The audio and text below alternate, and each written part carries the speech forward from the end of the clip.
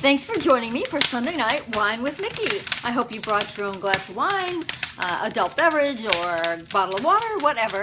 And I'm happy that you're spending a few minutes with me tonight. I'm going to say we are burning bits of pine. We're renovating our house, and it is so loud. So that's what the crackling is that you hear. It's a beautiful fire. I think it looks great on the video. And it's nice and warm on my back. I like that. But it is loud, so I'm just letting you know. So tonight we're going to talk about exactly what I posted, and that is, why do we feel bad when we make positive changes in our lives? And what spurred me to talk about this today is I had a conversation with a brand new member of Surviving Abuse Community, and she just went to court. She had a court date, and I'm sorry to say that pretty typical of what happens with abuse cases. Her abuser didn't get much of a sentence. He is out free for a while. He doesn't go to jail for a while. And she said, you know, I just feel horrible. She's not a victim. She's got a great attitude, a fabulous attitude, but she's just feeling bad. And this is part of probably a natural process and some kind of depression and, you know, the things that we go through when our abusers are not held accountable. It's perfectly common. But it made me think about something that happens naturally. And I'm going to kind of start at the beginning. And in the beginning of this story is when we change our mind, when we make changes in a habit or an action that we've done over and over and over, then in our brains there's this little synapse, and it's attached somewhere in our brain. And when we change a habit or we change our mind, we choose to make a different action, then that little synapse moves from one place and it actually unhooks, moves over, and hooks up somewhere else. You know, maybe it's just a couple inches, maybe it's on the other side. I don't know how that works exactly, but I know this is how changing your mind, changing a habit. So when you start to learn a new habit or you're letting go of an old one, how long does it take? It takes 21 days, right? 21 days. And that's because that's how long it takes inside your brain for this little synapse to unhook and move somewhere else. So 21 days. And the real bummer about this is the part I don't like. If you do whatever it is you're doing, you're changing your habit, and on the 18th day you do it. Whatever it is, you do it. And guess what? You have to start all over. You can't just go right on to day 19 and have 3 more days left. Nope. You got to start all over again, because that little synapse is still moving, and it goes back more quickly than it goes forward. So that means that there's a physiological change in our heads when we create a new habit, a new action, a new thought, a new way of living. Even when it's positive, that change has to happen, and it's physiological in our brains. And you know what? It's physiological in our bodies. And this is called chemicalization. And I didn't make this up. It's called chemicalization.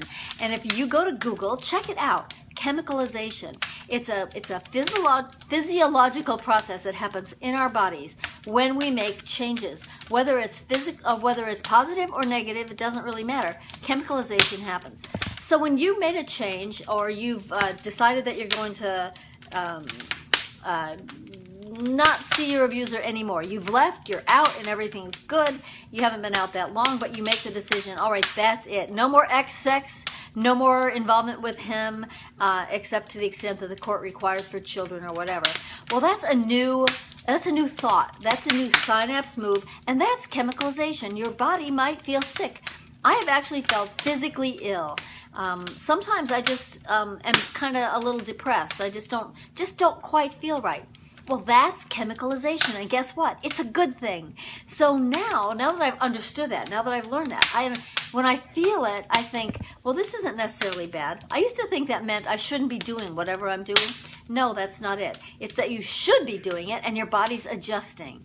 So there you go. I think that is the coolest thing, and I hope that you remember this the next time you make a decision, you stick to it, you do it, whatever you have to do for the 21 days plus. Once you've done it 21 days, that's it. It's a new habit. It's a new thought. It's a new action.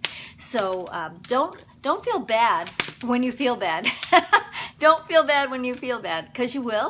It's just a physiological change in your body. And that's a good thing. That is a good thing. So embrace it, and it won't last long. It doesn't last long. So, but it's good. It's good. It's like a cleansing. It's sort of like a cleansing. So there's my talk for tonight. I hope you've enjoyed it. I hope you'll share this with anybody you know who's making changes and going through chemicalization, so they know this isn't crazy, this isn't wrong, this isn't anything bad. It's actually very good. I'm Mickey Zeta, and I appreciate you spending a few minutes with me tonight. I have a website. It's survivingabusenetwork.com.